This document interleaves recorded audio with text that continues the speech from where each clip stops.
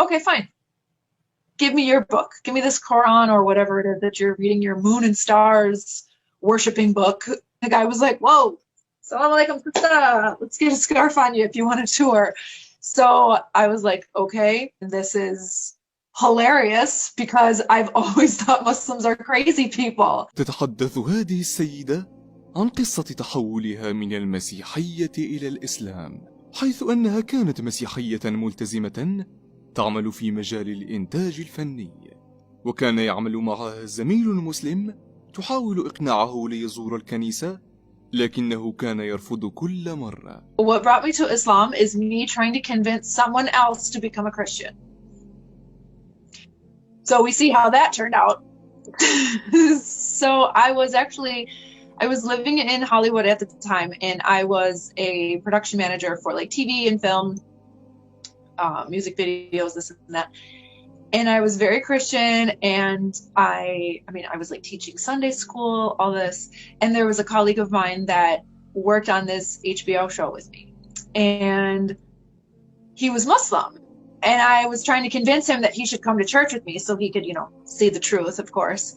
And yeah, and he was like, thank you, but I'm not at all interested in that. And I said, well, who cares? It's like, you're not signing a contract for life. Like, just come to church one time. It's like an hour on a Sunday. Like, it's not going to kill you. If you don't like it, don't go back.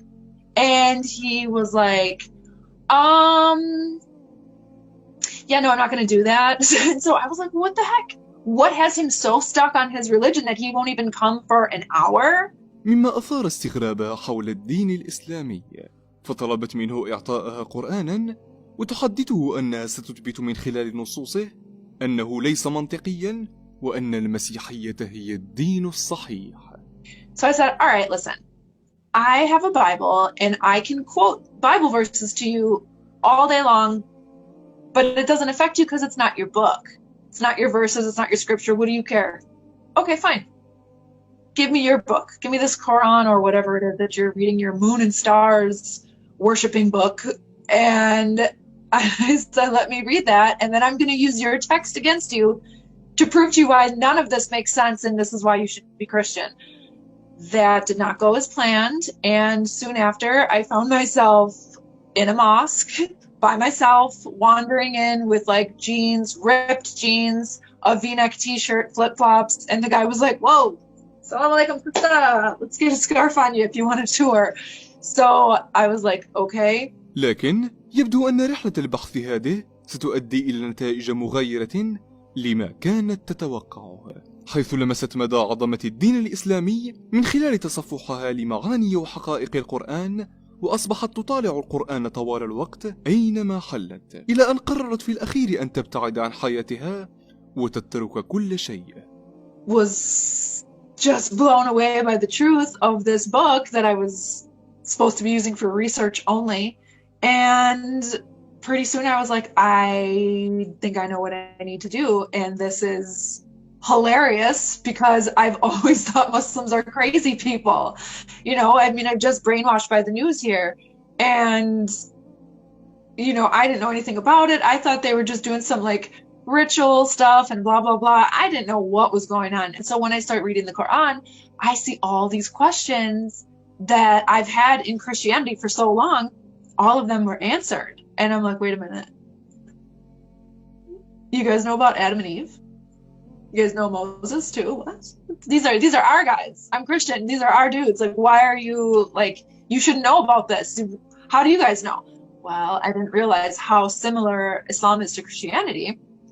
And I'm thankful that I knew as much as I did, because otherwise, had I not known those stories, I would have probably been a little hesitant. Like, okay, you're telling me this guy throws a stick down and all of a sudden it's a snake? All right, okay. No, thanks, But I already knew these stories from Christianity, so I was like, wait a second. You guys know he parted the Red Sea? Okay, what else do you know? And then it became more and more interesting to me. So after a while, I was just like inseparable with the Quran. I was just walking around everywhere. Like, I remember just walking all over LA, just walking like a crazed woman, maniac, with a big backpack on and my little Quran that was like this big, and I'm walking and I'm not even paying attention. I'm just reading. I'm flipping pages and I'm walking and I'm walking. I'm just trying to absorb every word. And then I was like, that's it. I gotta go. I gotta move. I gotta get out of here. I can't be here. ووجهتها كانت المغرب، وقررت أن تنطق الشهادة فور انتهائها من ختم القرآن في أحد مساجد الدار البيضاء. And so I decided to do the obvious choice and sell everything I own, pack one suitcase, and buy a one-way ticket to Morocco. Makes sense. So I did that, and I didn't have a job. I didn't have family there, friends. I had nothing, no idea what I'm doing. I don't speak Arabic. I don't speak French, and no one there speaks English. Amazing. Good choice. I didn't really know what was going to happen, but I knew that I needed to make hijrah because I'm living in LA, and it's like I'm like cruising Sunset Boulevard at night, like hanging with celebrities and living this like glamorous life that everyone wants that I could care less about. So I said, I gotta move. I gotta get out of here. And especially if I want to become Muslim for real, I cannot do that living in Hollywood. Like, it's never going to happen. My friends will never accept this. They'll tease me. I'll just be, just a pile of nothing, because everybody's going to be like, okay, what are you, some wannabe Arab? Okay, you're Muslim, whatever, let's go out. I knew that they weren't going to take me seriously. So I said, okay, that's fine. If my surroundings are going to change who I am, then if I want to change who I am, I should change my surroundings. So I did that, moved to Morocco, and decided to take my Shahada there in Casablanca, because I was almost done with the Quran, almost done. And I said, wait a minute, I want to wait.